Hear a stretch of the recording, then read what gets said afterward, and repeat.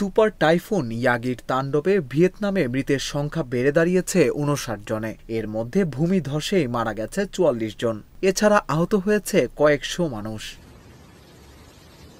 সংবাদ মাধ্যম বিবিসি জানায়, শনিবার আঘাত হানা সুপার টাইফুনটিকে চলতি বছর এশিয়ার সবচেয়ে শক্তিশালী ঝড় বলা হচ্ছে। ইয়াগির প্রভাবে টানা বৃষ্টিতে প্লাবিত হয়েছে অনেক এলাকা। বৃষ্টিপাত অব্যাহত থাকায় আজ সোমবার বন্যা আরও বাড়তে পারে বলে সতর্ক করেছে কর্তৃপক্ষ।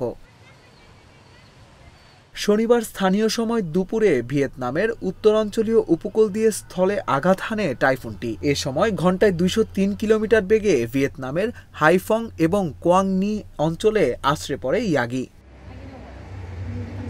রোববার রাতে দেওয়া এক বিবৃতিতে ভিয়েতনাম সরকার জানিয়েছে, ইয়াগির কারণে দেশটির বিভিন্ন অঞ্চলে বহু গাছপালা ও বাড়ি ক্ষতিগ্রস্ত হয়েছে। বিভিন্ন অংশে বিদ্যুৎ সরবরাহ ও টেলিযোগাযোগ ব্যাহত হচ্ছে। উত্তরাঞ্চলীয় হাইফং ও কোয়াংনি অঞ্চলের বেশ কয়েকটি অংশে ভারী বৃষ্টিপাত হয়েছে। দেশটির আবহাওয়া সংস্থা জানিয়েছে, বৃষ্টি অব্যাহত থাকায় আরও বন্যা ও ভূমিধস হতে পারে। উত্তরাঞ্চলের ৪টি প্রদেশে বন্যার ঝুঁকি খুব বেশি বলে সতর্ক করেছে সংস্থাটি।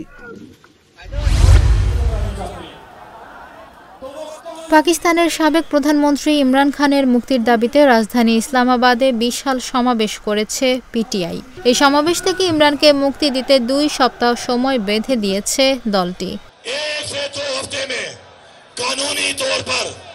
ইমরান খান রিহা না হুয়া তো খুদা কি কসম হাম ইমরান খান কো ফির খুদ রিহা করেंगे। রোববার ৮ সেপ্টেম্বর এই সমাবেশ ঘিরে পুলিশের সঙ্গে ইমরানের রাজনৈতিক দল পাকিস্তান তেহরিক-ই-ইনসাফ পিটিআই সমর্থকদের সংঘর্ষের ঘটনা ঘটে। তাদের আটকাতে বিভিন্ন রাস্তায় কন্টেইনার রাখা সহ বিভিন্ন বাধা বিপত্তি তৈরি করা হয়। তা সত্ত্বেও জনতার ঢল নামে এই সমাবেশে।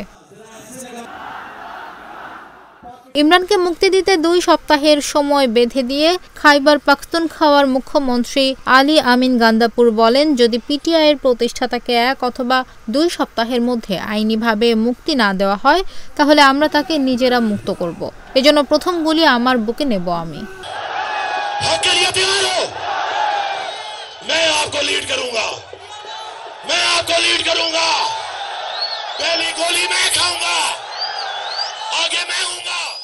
সমাবেশে প্রথম বক্তব্য দেন হামাদ আজহার। তিনি বলেন, পিটিআইয়ের নেতাকর্মীদের বাধা দিয়ে সরকার বুঝিয়ে দিয়েছে তারা ইমরান খান এবং তার সমর্থকদের ভয় পায়।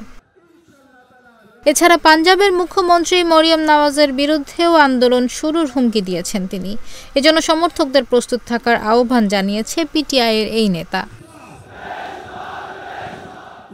২০২২ সালের ১০ এপ্রিল অনাস্থা ভোটে প্রধানমন্ত্রিত্ব হারান ইমরান খান। এরপর থেকে তার বিরুদ্ধে বিভিন্ন মামলা হয়। এসব মামলায় এখন কারাগারে রয়েছেন তিনি। এখন পর্যন্ত ইমরান খানের বিরুদ্ধে যেসব অভিযোগ তোলা হয়েছে তার সবই অস্বীকার করেছেন তিনি। তার দাবি, রাজনৈতিক উদ্দেশ্যে এসব মামলা করা হয়েছে যেন তাকে রাজনীতি থেকে দূরে রাখা যায়। আমেরিকান প্রেসিডেন্ট নির্বাচনের আর ২ মাসও বাকি নেই। এর মধ্যে করা জরিপে দেখা গেছে, এবারের মার্কিন নির্বাচনে রিপাবলিকান প্রেসিডেন্ট প্রার্থী ডোনাল্ড ট্রাম্প ও ডেমোক্রেটিক প্রেসিডেন্ট প্রার্থী কমলা হ্যারিসের মধ্যে হাড্ডাহাড্ডি লড়াই হতে পারে। স্থানীয় সময় রোববার মার্কিন সংবাদ মাধ্যম দ্য নিউ ইয়র্ক টাইমস ও সিয়েনা কলেজ যৌথভাবে এই জরিপটি করেছে। এতে দেখা যায়, ট্রাম্পের পক্ষে ৪৮% জনমত রয়েছে, অপরদিকে কমলার পক্ষে রয়েছে ৪৭%। এ থেকে স্পষ্ট বোঝা যায় এবারের মার্কিন নির্বাচনে হাড্ডাহাড্ডি লড়াই হতে যাচ্ছে। গত জুলাইয়ে মার্কিন নির্বাচনী প্রতিযোগিতা থেকে সরে দাঁড়ান মার্কিন প্রেসিডেন্ট জো বাইডেন। বিশ্লেষকদের মতে বিতর্কে বাইডেন খারাপ করেছিলেন বলেই ট্রাম্প জিতেছিলেন। বাইডেন নিজের যুক্তি যথাযথভাবে উপস্থাপন করতে তো পারেননি, পাশাপাশি ট্রাম্পের ভুলগুলোও ধরতে পারেননি বাইডেন। তবে সবশেষ জরিপে দেখা গেছে তার সমর্থকেরা খুব বেশি দল পরিবর্তন করেননি। জরিপে ভোটাররা জানিয়েছেন তারা কমলা সম্পর্কে আরও জানতে চায়। জরিপে অংশ নেওয়া ২৮% মানুষ জানিয়েছেন তাদের ডেমোক্রেটিক দলের প্রার্থী সম্পর্কে আরও তথ্য জানা প্রয়োজন, আর ট্রাম্পকে নিয়ে আরও তথ্য জানতে চাওয়া মানুষের সংখ্যা ৯%। জরিপে আরও বলা হয়, মঙ্গলবার ট্রাম্প ও কমলার মধ্যে হতে যাওয়া বিতর্ক খুবই গুরুত্বপূর্ণ। এই বিতর্কে নজর থাকবে কোটি মানুষের। নির্বাচনী প্রচারে অনেকটা ফুরফুরে থাকা কমলা বিতর্কে বাক্যবাণে প্রতিদ্বন্দ্বী ট্রাম্পকে পরাস্ত করবেন বলে ধারণা করছেন বিশ্লেষকেরা। ভাইস প্রেসিডেন্ট কমলা 10 সেপ্টেম্বরের বিতর্কে প্রতিদ্বন্দ্বী ট্রাম্পের দুর্বল দিকগুলোকে বেশ শক্ত করেই ধরবেন বলে ধারণা করা হচ্ছে বিতর্কে গর্ভপাতের অধিকার, গাজা ইস্যুর মতো বিষয়গুলো তুলে ধরবেন কমলা। পেনসিলভানিয়া অঙ্গরাজ্যের ফিলাডেলফিয়ার ন্যাশনাল কনস্টিটিউশন সেন্টারে স্থানীয় সময় আগামী মঙ্গলবার রাত 9টায় ডোনাল্ড ট্রাম্প ও কমলা হ্যারিসের মধ্যকার এই বিতর্ক অনুষ্ঠিত হবে।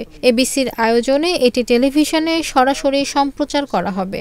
এবিসির কর্মকর্তা ডেভিড মুইর ও লিন্ডসে ডেভিস এই বিতর্কে সঞ্চালকের ভূমিকা পালন করবেন। দুটি বিজ্ঞাপন বিরতি সহ মোট 90 মিনিট চলবে বিতর্ক।